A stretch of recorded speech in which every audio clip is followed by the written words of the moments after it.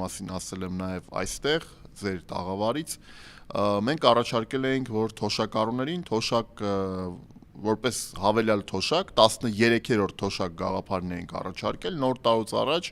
տային այդ 13-րդ թոշակը, բայց դրա փոխարեն ոչ միայն չտվեցին այդ թոշակը մարդկանց մի փոքր սիմվոլիկ աջակցման տեսքով, այլ տվեցին պարգևավճարներ պաշտոնյաներին եւ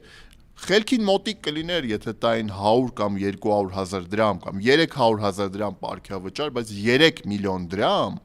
պատգամավորներին եւ պաշտոնյաներին պարգևավճարներ, հա, դա ուղղակի մեզ չի տեղավորվում։ Եվ բացատրությունը, եկեք հասկանանք ինչ բացատրություն, ասում են խնայված բյուջեում գումարները